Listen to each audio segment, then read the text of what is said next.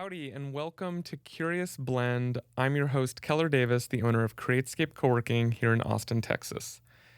Curious Blend is a show where we explore the intersections between creativity, business, leadership, and philosophy. In each episode, I ask inspired guests questions and learn about their stories and unique perspectives. I'm here to learn and stay curious. Today, I'm joined by Jaclyn Schiff, a seasoned entrepreneur, agency owner, and writer who has carved out a unique niche in the content marketing world.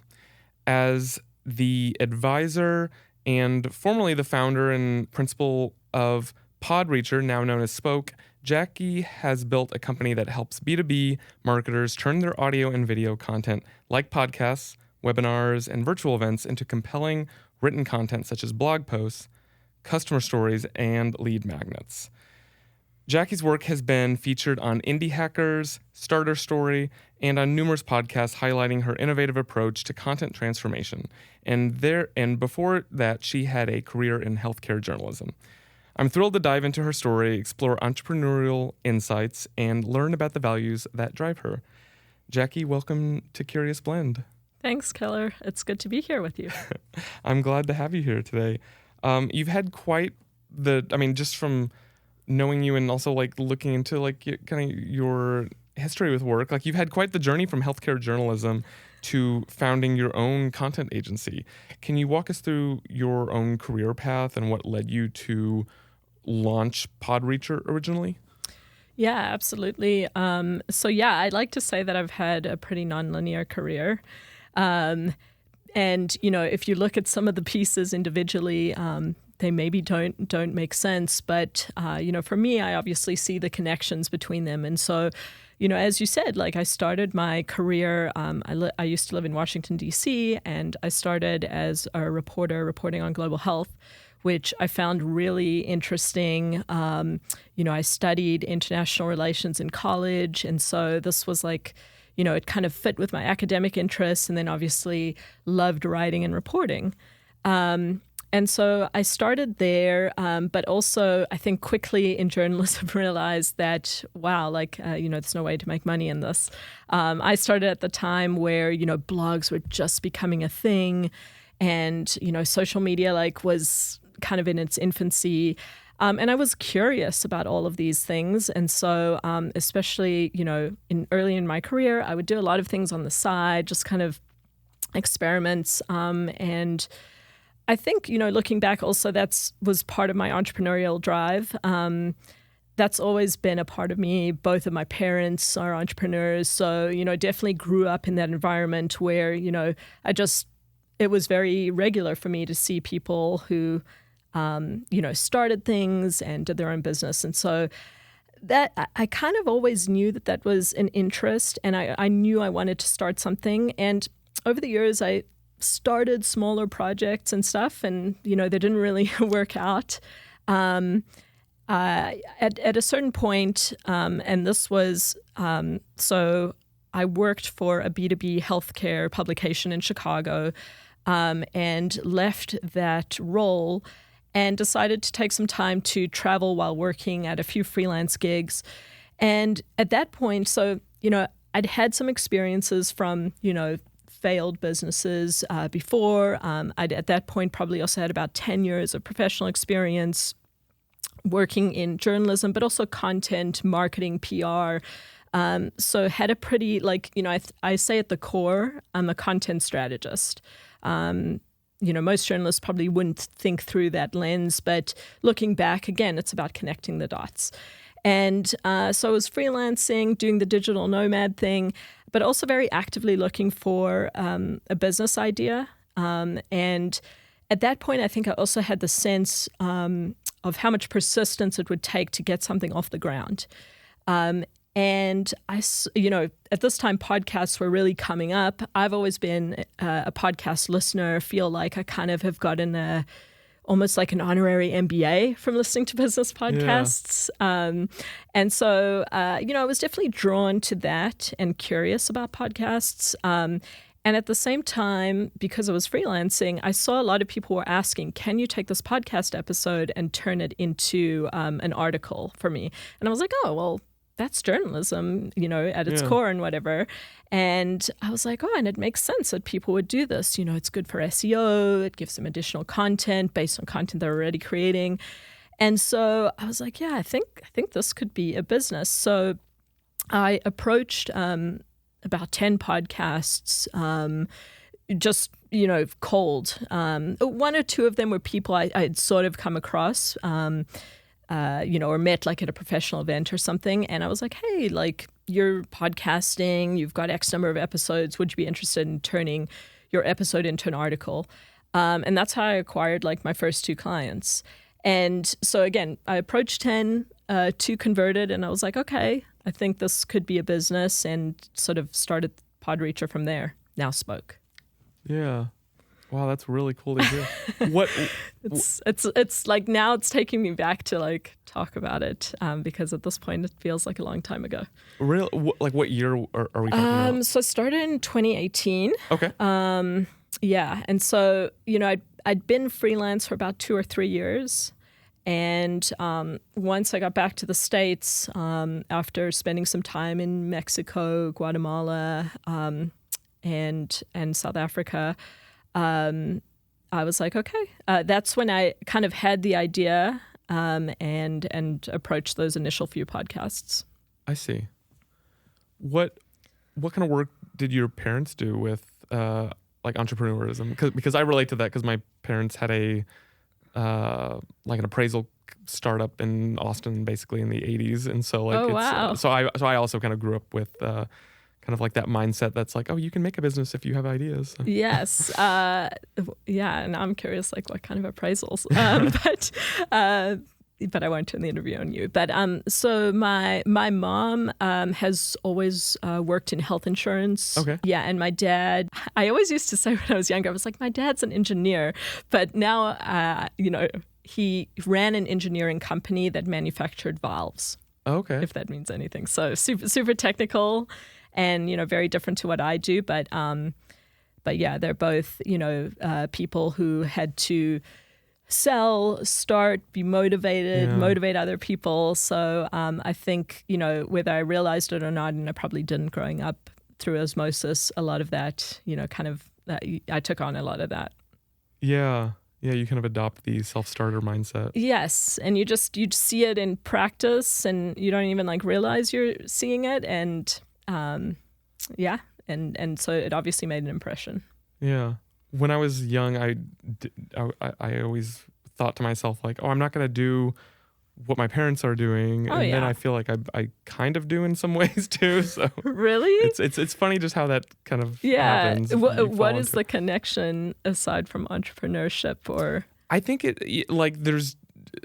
I think some of the real estate side of things, there's especially commercial real estate, there's they my mom's worked in real estate appraisal for hospitals and other kind of commercial buildings and offices. Fascinating. So I don't know. I feel like I'm in somewhat of a similar industry with Createscape and Coworking, but I could totally see that. And I mean I've always run a remote business, and when I kind of look at the responsibilities you have, it intimidates me to have a physical space, and for it to, there's just different headaches that I could see coming with that. You recently, or I guess it was this year, you went through the acquisition process, right? Where Podreacher was acquired by Spoke, or it became Spoke around the same time? Yes. So in April, Podreacher was acquired. So it was acquired by a holding company, which is actually owned by a former client, Podreacher client. So in the early days of Podreacher, and until I kind of figured out who the ideal client was, we worked with a lot of different types of people podcasting, including some agencies. And at that point in time, I mean, now,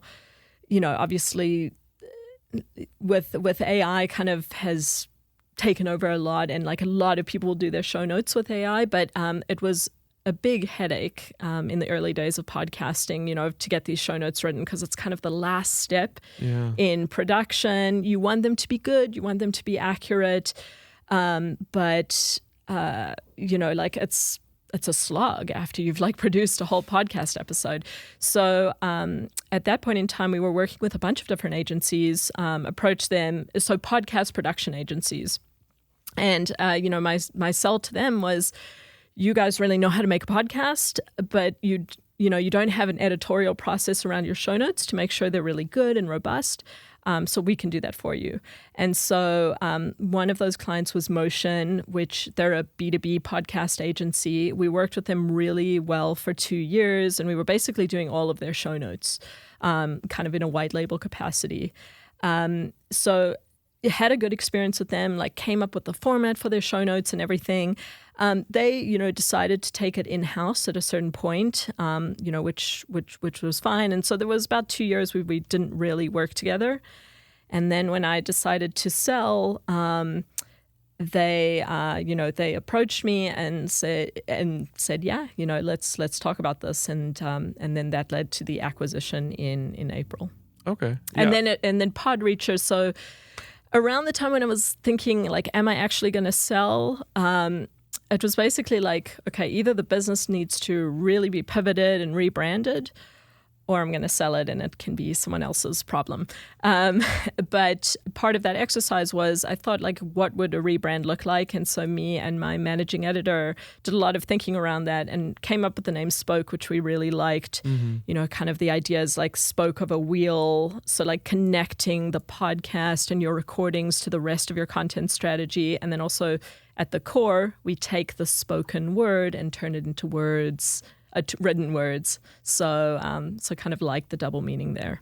Oh, that's really cool. I didn't even think about that initially, but that makes a lot of sense. Yeah, there's a lot behind the name, and it was kind of fun to think about all the different things it could be because, while we started so podcast-centric, the last 3 years that I was running the business, a lot of the work we were doing was not with podcasts. It was with other recordings, webinars, videos, and all of this. And but I found it was really hard for people to get past the name. People just associated us with podcasts. And so I actually felt like it was hindering business. Mm-hmm. And so that's why, during the sales process, I was like, yeah, I think we need a rebrand. Yeah, that makes sense. I feel like media in general has, just because it's changed so much, it's like there's like this gray area where it's like, even movies and television and podcasts and online content. So I don't know. Sometimes it's unclear what something is. Exactly. Yeah. Right. Like, I'm sure you have this discussion a lot. And is your video series on YouTube a podcast if you're distributing by audio and all of that? So I'm going to start calling it a documentary series just to throw people off. Yes. So. Yeah, exactly. I mean, that was constantly something I would think about in business, is like, what do you call things so that it, resonates and appeals to customer, and especially in content, right? Like, people call things all different things. And in our case, right, we would do ebooks and white papers. And to me, those are very different things. Mm-hmm. But sometimes people have a very specific idea of what that is. So the language of this industry is interesting to me. Yeah. And I can kind of nerd out on that a little bit, but I'll spare you. Like, did you decide it was just like the right time, but you also said you were approached, right? Yeah. So how this all started is, in 2023, like earlier in the year, there was another client we worked with who mentioned the idea of acquiring us. So that was kind of organic. Those discussions didn't go anywhere. But I noticed as we were discussing it, I was like, this feels. I feel more excited about selling to a larger company than about growing and changing the business on my own. And as 2023 progressed, and especially with the rise of AI, it just became clear to me that the business was going to require a bigger pivot.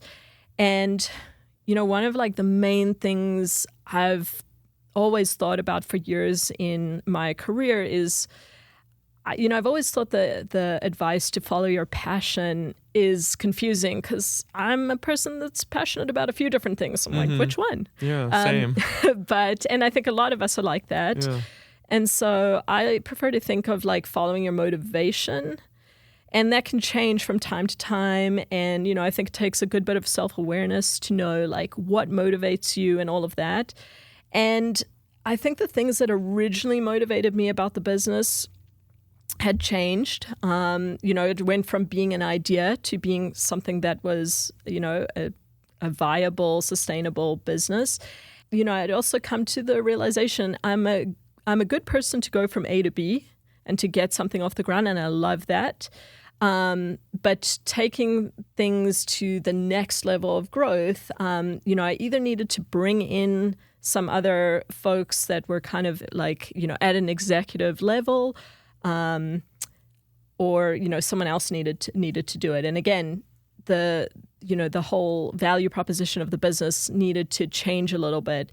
And so, just considering all these things, I was like, this feels right, and I feel ready for a change. As I mentioned, with the nonlinear career, I've done a lot of different things. Podreach is the thing I did the longest. And so, between wanting a change and feeling like someone else could be better positioned to grow it at this point in time, I was like, okay, I'm gonna pursue selling it. Cool. That's really exciting. It was. And also, it was a ride. I mean, I couldn't tell any of the people I worked with until it was, pretty final. Yeah. And, obviously was having like pretty detailed discussions. It was a lot to like get in order so that it, it could be sold. And so, it was stressful, interesting, and you don't know what you don't know before you go into selling a business. I'm very fascinated by the process of an acquisition of a business. It sounds really interesting.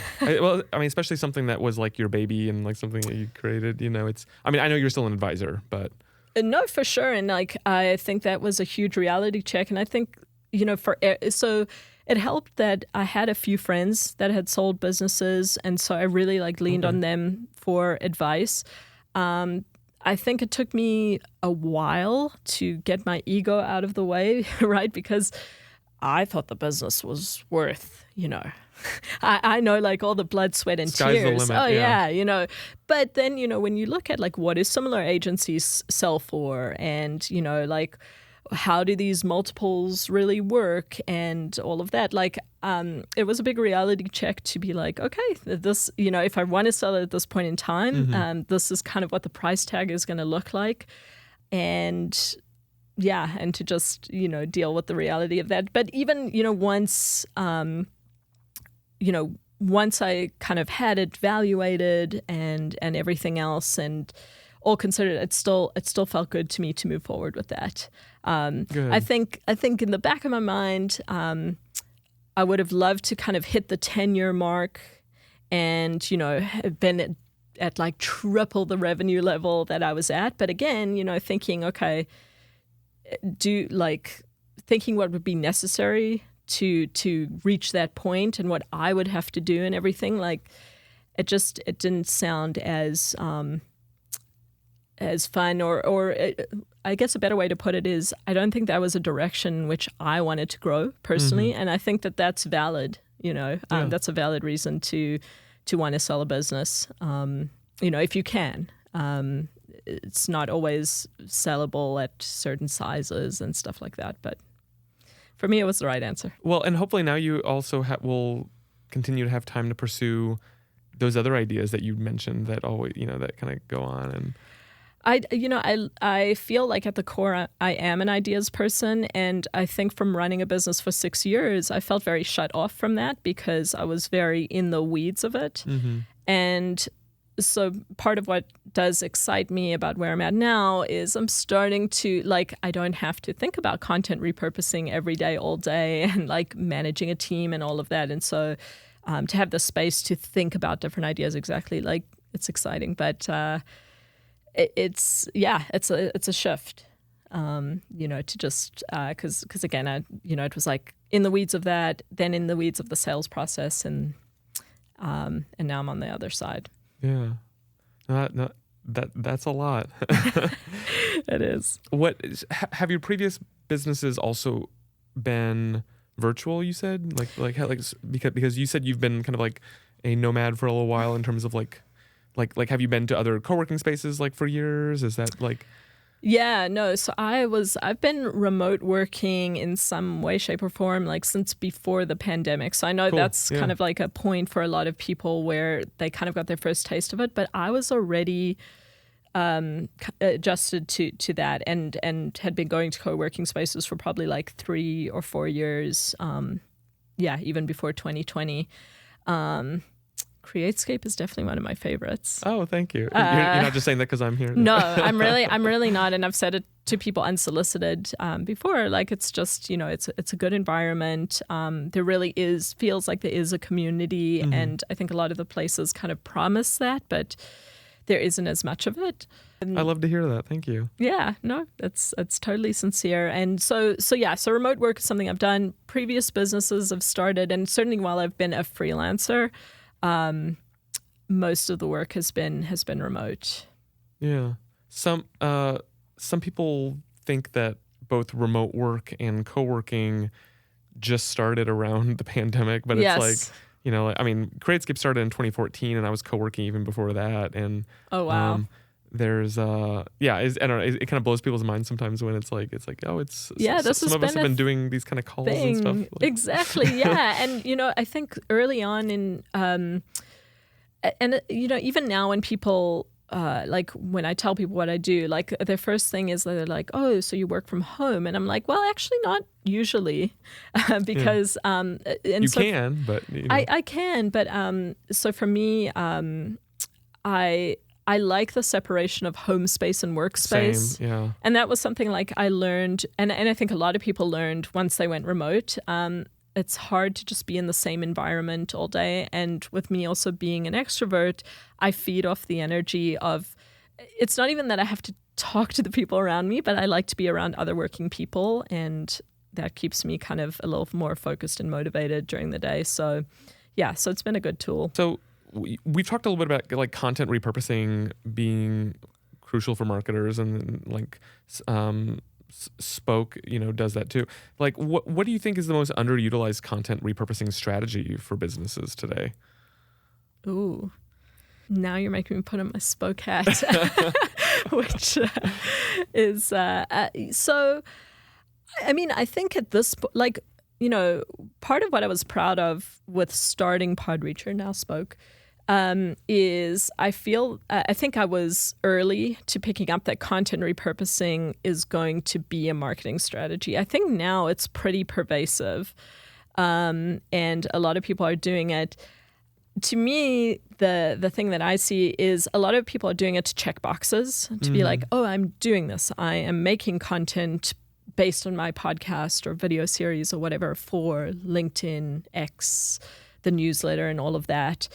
And what I like to say to people is, like, you're not going to get the benefits of content repurposing if you're not thoughtful about it. Mm-hmm. And so I'd rather do less than to just do everything just to check a box. So I think now everyone knows they have to do it, which is great, and was always great for me in discussions because I wouldn't have to sell people on the idea of doing content repurposing. It was a discussion more about like, we're the best people to do it, and here's why. And like, we have a whole process around this, and we're going to help you be more thoughtful about it. But yeah, so I think just having more of a strategy and testing. I mean, this is true with every area of marketing, and it's unsexy, it's not fun, and whatever, but it really makes a difference. Is to test the channels that work for you. Who are you trying to reach? Are they consuming your repurposed content in the channel that you're putting it? And, are you getting results from that? And if you're not, what can you do to achieve the results? And it's an iterative process. It's not overnight. So that's the unsexy, fun marketing stuff that you just got to do if you want your marketing to be effective. Yeah. To me, it's always really obvious when there's not a strategy behind, like, especially social media marketing, and it's just the exact same stuff thrown out on every channel possible in the exact same way, and Yes. there's zero engagement with it, and it kind of, Yeah, and it's like, why? You know, why are you doing just to check that? those boxes, like you said. Yeah, and or someone's asking you to do it, and you're just reporting, "Yep, it's done." But yeah, there's so much you can do with it, and there's ways to be really, really thoughtful with it. How do you stay motivated and maintain your passion for the work you do? Like, are there specific values or principles that usually guide you in business? Yeah, that is, it's a good question. So we talked a little bit. I mean, to me, motivation and passion are very linked, and I do get tripped up on that word passion. Yeah. But I'd say if there's a guiding principle, I always think about I only want to do things where I can add value. And so like I think about that in terms of with clients, but also like team.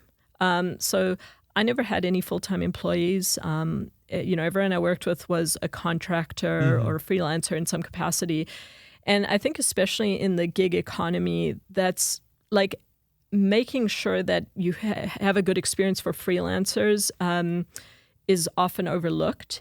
And since I've been on sort of the other side of the coin, having been a freelancer, like I was all too familiar with how people get treated, and you can feel a little bit commoditized. And so I would try to do the opposite, and really I always tried to understand the people that I work with, and like what motivates them. And especially, a lot of people started with me as a writer and took on other roles in the business. My managing editor, I mean, she started with me when she was starting her writing career, hadn't done a lot of editing, but I kind of saw that in her, and I knew, where she wanted to take her career a little bit. And, and so we worked together on that, and like, she was great. Like she was such a game changer in my business. And so like, going back to that principle of adding value, I would, I'm always asking that question, how can I add value for this person? And even with clients, and this is something that other business owners have disagreed with me, but like I will often leave money on the table if I like, people will be like, I want to do this, I want to do that, I want to do more repurposing, whatever. And like, if we can't do like a great job and it's not going to help them cheat, like I would just straight up say like, I would do this, or I wouldn't repurpose every episode of your podcast. I would look at the analytics and take the ones that show some signs of resonating with the audience, and like, let's be selective with what we do. So I always try to think about like how to add value. Yeah, that's really interesting. I kind of forgot to even mention, I had a video production company for 13 years. Yeah. And that was kind of how Createscape even got started. And so everyone who I hired through that was a contractor as well. And I was kind of used to just that. And now that Createscape is like a place where we have employees, it's a complete, and like a team, and there's more of that community feel to like that, and like trying to build the roles that match everyone's skill sets. It's a completely different beast, than when you're just hiring contractors. Yeah. Oh, and that always intimidated me. And so I feel like I try to stretch it out and get away with not having full-time employees for as long as I can. But, I think with everything in life, there's trade-offs. There's trade-offs to having contractors. There's trade-offs to having full-time employees. There's trade-offs to being an entrepreneur. And there's trade-offs to, working within a company and getting benefits and all of that stuff. And this is where self-knowledge comes in. What's the trade-off you want to make at a given time? And again, it comes back to, the question that I try to periodically ask myself is like, what motivates you? And so obviously the last 6 years, figuring this stuff out and being an entrepreneur and, sort of charting that course was very motivating. But, I think it's, perfectly, I think as humans, we change and evolve. And so, if that changes, you just, you constantly have to be, and that's where the challenge comes in, because, I think when you stop asking that question, you stop making the changes where you're like aligned to your motivation, life can get kind of boring. Yeah. So, and I guess I'm trying to avoid boring. Yeah. I'm always trying to avoid boring too. So I get sometimes in not productive ways, but yeah. And sometimes it also takes a while to figure it out. I love that framework of, what motivates you, because you're right, because it does change all the time. Yes. And if you don't have that motivation, you're going to be unhappy at whatever it is that you're having to do each day. You want to have something that you can look forward to. Exactly right. Like you have to wake up and like, even if it's, when I was a journalist, like I liked being on deadline. Mm-hmm. Like I liked the pressure of, now I wouldn't want that now, but, I really liked that. And like, I'd wake up and I had a job where I had to be at my desk at 6 o'clock in the morning. And like, I'd be like, yeah, let's go with the deadline, of the day. And it felt like a little competition with myself and whatever. And, and then that started getting tired of waking up at 4:30 in the morning. And I was like, all right, no longer motivated by this. And then, what's the next thing? Yeah. So it was like a purpose that you really felt attuned to at the time. But yeah, life changes. Purpose is even a bit too deep of a word. Again, I really? can just get like analysis paralysis I want to hear your thoughts on this. with the purpose, because I'm like, oh, well, like my purpose, like that just sounds like, this lifetime commitment. And what is my life's work? I don't know. That's where my mind goes when I hear purpose. But I'm like, no, like what am I motivated to do every day? Yeah. Yeah, I was thinking of it more as just like purpose of the day, like, fair. But you're right. And passion and purpose, I feel like are often associated as like a very like, I don't know, like a monolithic kind of thing, is like, what is it that's like your point in life or something, which I feel like is an oversimplification. Why do you exist? Right. Which is just like I don't know. So yeah, I think those sometimes are big questions, and if you just make it a slightly smaller question, it's easier to find the answers. I love that. How do you manage stress and prevent burnout? Or have you gotten close to that before? Yeah. Oh yeah. No, that's a constant like work in progress, and I don't think I've found any magic bullets. Even so, the last 6 years, while I was running the company, especially the first 5 years, I really didn't take much time off.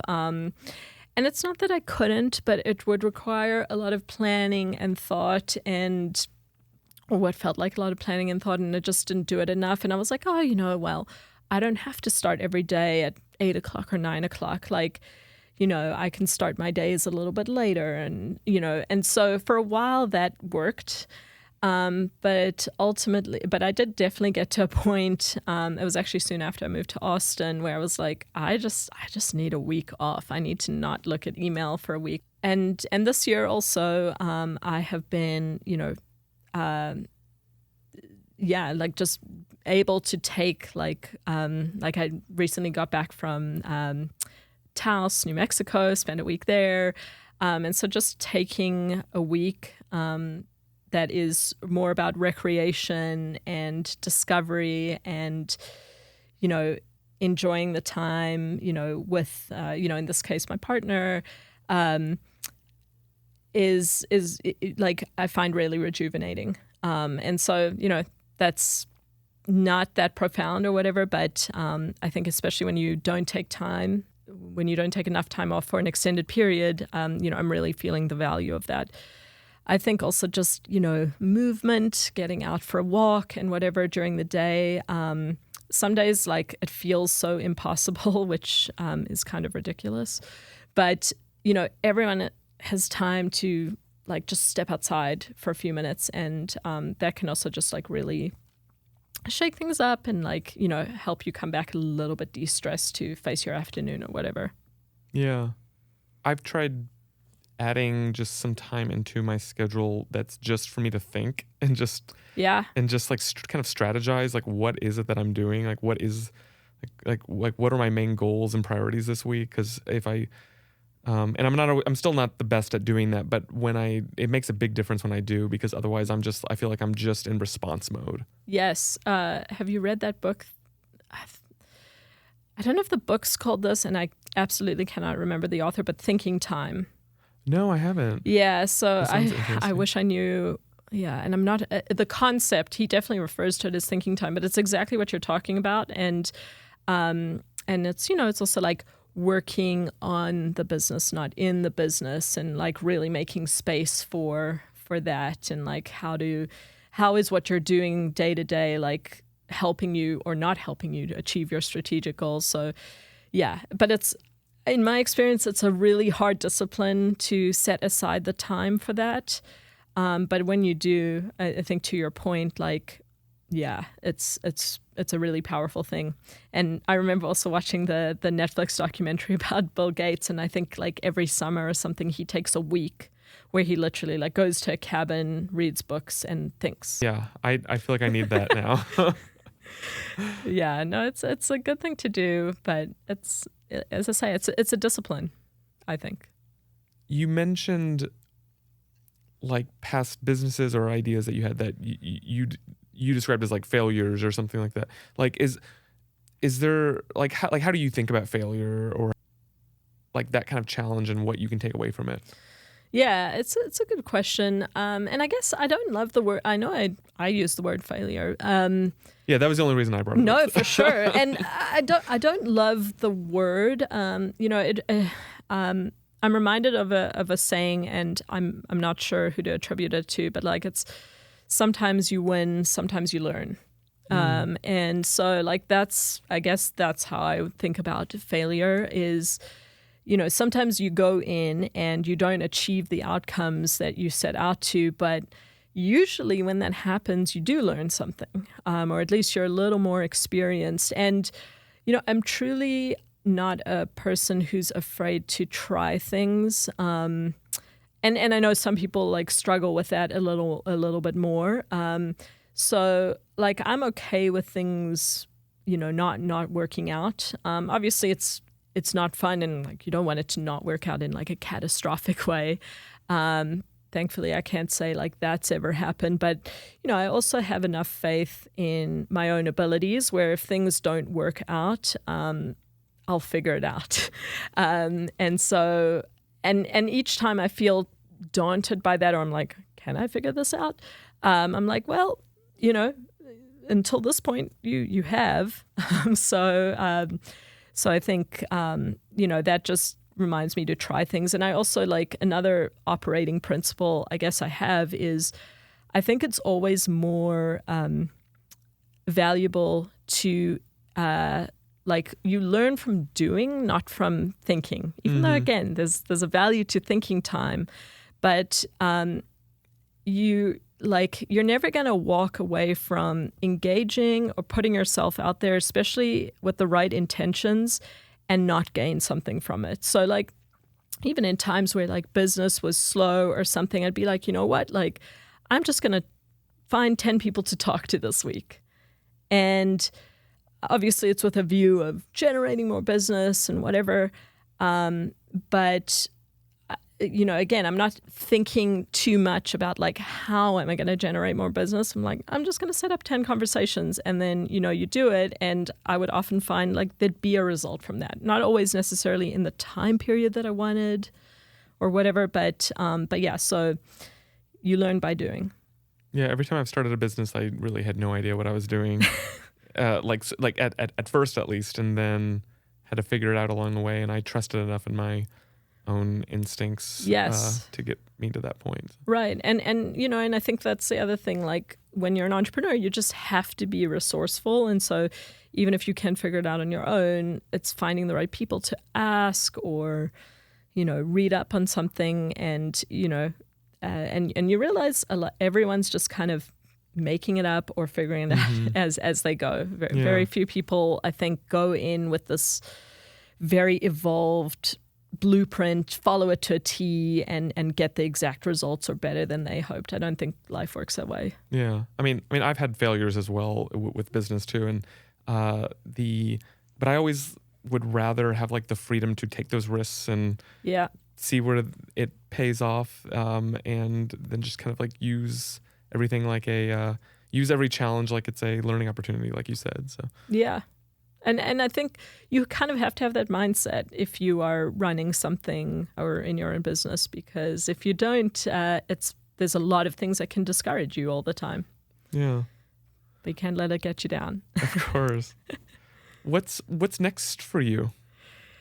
So yeah, I mean, I think I'm in a pretty transitional time, which I am enjoying. So after the acquisition, there was a lot to prepare for that and due diligence and all of it. And then, as things were integrating and everything, there was a lot to do. And I was, involved in a full-time capacity. It's nice to have stepped away from the day-to-day operations. Obviously, I really want Spoke to be as successful as possible. And part of why I sold to the new owners is I thought it could be, and I think it will be under their ownership. Yeah. So part of why I wanted to sell is I'm not sure what I want to do next. Like, I've been so in this world and just living, breathing, sleeping it for 6 years. And so right now I'm actually working with a former boss of mine from like 10 years ago, and doing some communications work for a travel medicine society. So for people who are clinicians who work in travel medicine, it's kind of, fun to be back in that. Like during the pandemic, I was running Podreacher and all of that, but I really missed global health because that was a whole global health event, right? I was going to ask how you felt around that time, but and like so, and it's it's an area I've always been interested in, and so it's nice to dip my toe back into it. It's I'm basically on contract until the end of their annual conference, which is going to be in May, and so it's a nice thing. Like, do I want to be back in this world? I know at some point I will start something new, but I don't know if that's 5 years down the road or 10 years down the road. I know I do kind of need a break from like taking something from 0 to 1. And so it's nice to have, something that I feel engaged in every day. I get to obviously like work with like, the leadership of the society are like really smart people. It's like people who are running the like Canadian Public Health Agency and stuff like that. And so I'm finding that interesting and stimulating, but it's also giving me space to think through what is next. And I have a few ideas marinating at the back of my mind. And, it's nice to have the space to think through them. And maybe one of those will be viable at some point. Cool. Yeah, I mean, what an exciting stage to be in, to have gone through that acquisition process of your business, and the world is your oyster, really. Like it's at this point, like, and also I know that you deserve the relaxation at this point to take a little break too. So it's nice to not have all the responsibility on your shoulders. I won't forget like the first month where you'll know this, like, at the end of the month, I wasn't have to pay 1 million invoices and, all of that. And like, so just not having those tasks, it's a nice break. But yeah, I'll start something again. Yeah, I know you will. I can't not. That's awesome. Well, thank you so much for being on the show today. This has been such a interesting conversation for me, and I've really, really enjoyed it. So. Thanks, Keller. Thanks, yeah, Jackie. I'm glad we got to sit down, and it's really awesome to be in the studio as well. Yes, great studio. In the studio. And, Thanks for the chat. I enjoyed it too. Awesome. Well, thank you for watching the show today. Thank you for watching Curious Blend. If you haven't yet, make sure to subscribe on YouTube, Apple Podcasts, Spotify. Leave us a review. It makes a big difference to more people finding the show. So until next time, I'm Keller Davis. Stay curious.